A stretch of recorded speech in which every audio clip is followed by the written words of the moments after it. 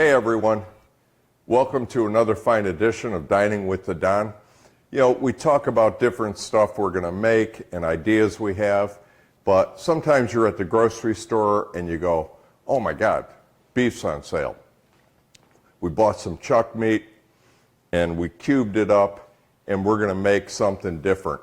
I wanted to do a beef stew, but I didn't want to do my mother's beef stew. I wanted to do something different. Did a little homework, came up with some ideas, put it in a test kitchen. Everyone loved it, so we're going to go for it. Let me show you what we did.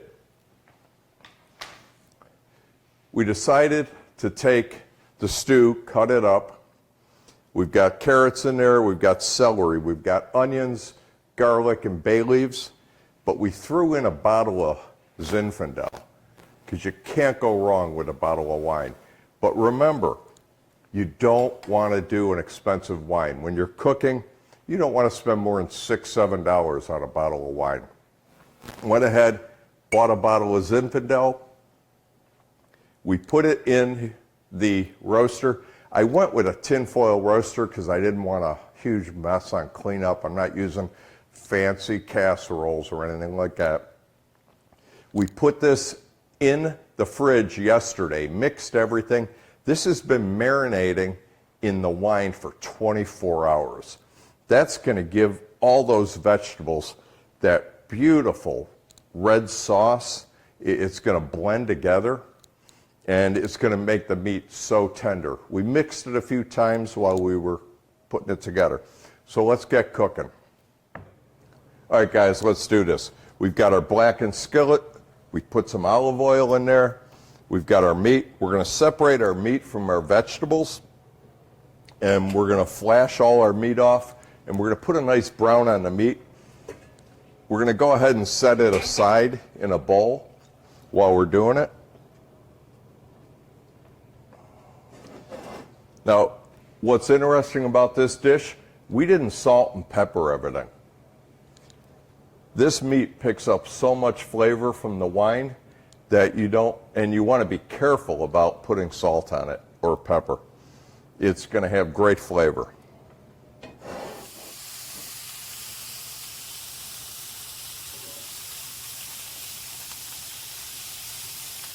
Okay, everyone, we flashed off all the meat in a blackened skillet. We got a nice brown on it. We gave it a little taste, and it needs some salt, so we're going to add a little salt before we put it in the oven.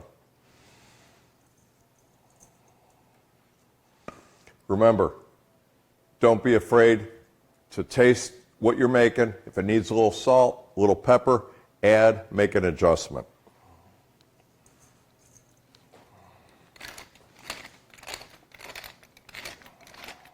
Okay, we've got that meat all ready to go. We're going to put it back in with the wine and all the vegetables. We're just going to dump it right in.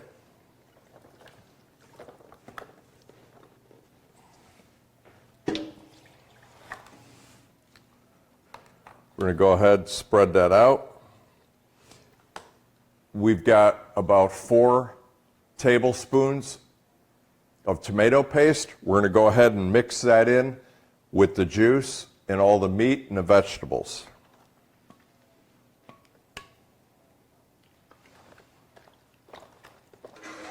We're going to go ahead, cover this with tin foil, put it in the oven for about an hour and a half. This dish is kind of a lot of work, a lot of steps, but you're going to love it. It's going to be delicious. It's different. It's something your friends and family have never seen before, guaranteed. Okay, we've got the oven preheated to 350. We're going to go ahead and put this in, set about an hour and a half, 2 hours.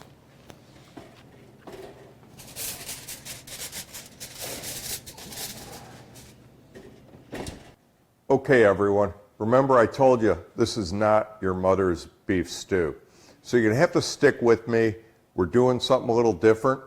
We're going to go ahead and make a semolina dumpling. And it's going to be a little bit of work, but it's a lot of fun with the finished product. We're going to go ahead. We have 3 cups of milk we're going to put in a saucepan. we're going to put about a teaspoon, half a teaspoon of fresh ground nutmeg. You can use nutmeg that isn't fresh ground. We use fresh.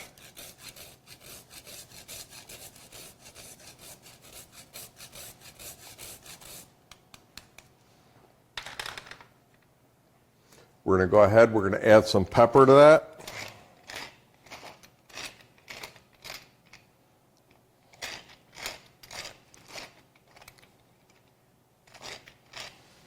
We're going to take it over to the stove and bring it to a boil. Okay, we've got a rolling boil on that milk. We're going to add 3/4 of a cup of semolina, and we're going to go ahead and mix that in. That's going to thicken this up.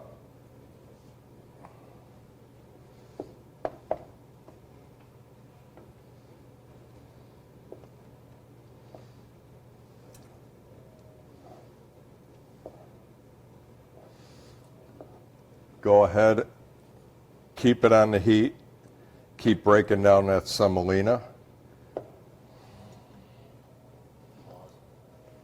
All right, remember, if you can't find semolina, you can go on our website and order it. It's starting to thicken up real nice now, and you want to let it heat up and thicken until it almost stands up, meaning the spoon stands up in the semolina.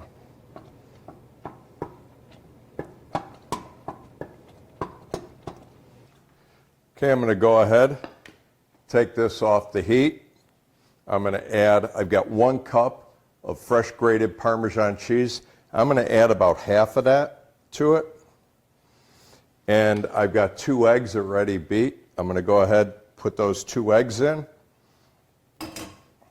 And I'm going to go ahead and blend that all together and mix it up. You're going to have to mix that up a little bit because you want everything to blend together real nice. Okay, that's all blended together. We're going to go ahead and get it on a cookie sheet, get it spread out, and ready to go in the oven. Okay, we're going to go ahead. We've got a cookie sheet. We're going to put a little bit of oil on it.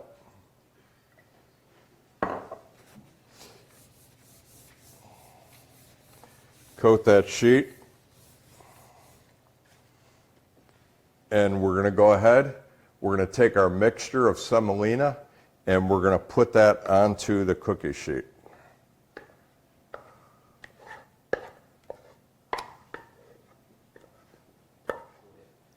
Okay, we put that on the cookie sheet. I'm going to take some parchment paper, lay it on top, and I'm going to spread it out.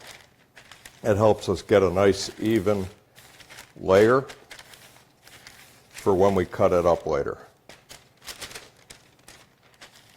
Okay, you can see I spread that out over the sheet, and we're going to pop it in the fridge or the freezer if you want to speed it up for about 15 minutes to cool it down. Okay, we had those semolina dumplings in the fridge for about 15 minutes. We're going to go ahead. We're going to finish them off with a little butter and the rest of the Parmesan cheese that we saved. Remember, we had 1 cup of Parmesan. We used half of it. We're going to add the other half on top. So we'll go ahead, drizzle a little bit of butter on there. Go ahead, sprinkle that Parmesan right over the top.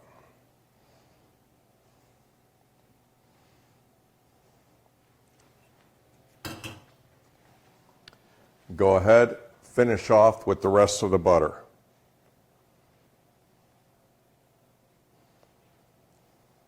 All right, I've got that covered with the Parmesan and the butter. I'm going to go ahead, throw it in the oven on 400 for about 15 minutes. We want the top to brown up real nice from that butter.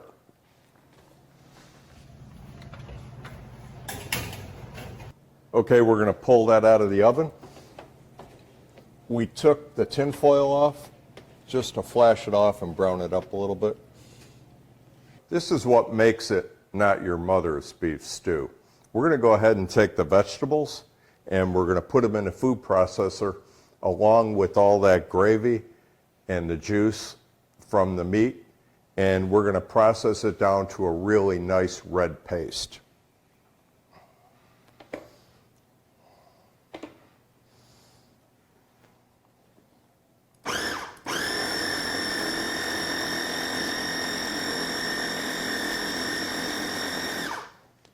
Okay, we're going to add some of the gravy from the meat into the processor. It's going to help give us a nice consistency. And we're going to go ahead and finish that off.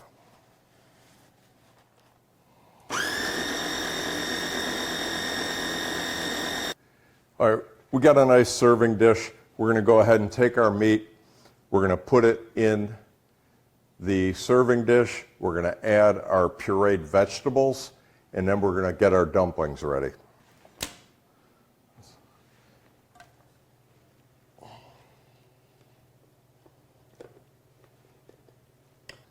We spread that out real nice. Now we're going to go ahead and add our meat.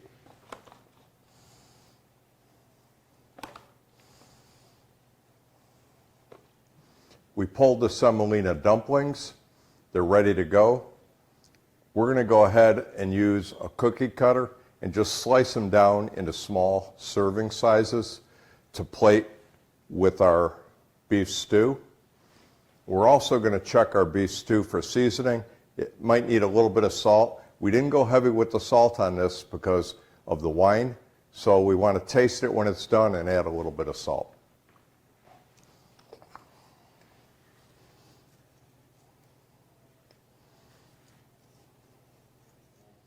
So I'm going to go ahead, I'm just going to use a cookie cutter to make it simple, and we're going to cut down the dumplings to serving size.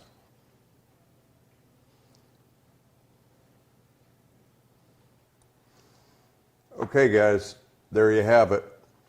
This dish is a little bit of work, but once again, it's delicious and you're going to enjoy it. Remember, comment below, like, share, subscribe, and most important, let's eat. Thank you for dining with the Doc.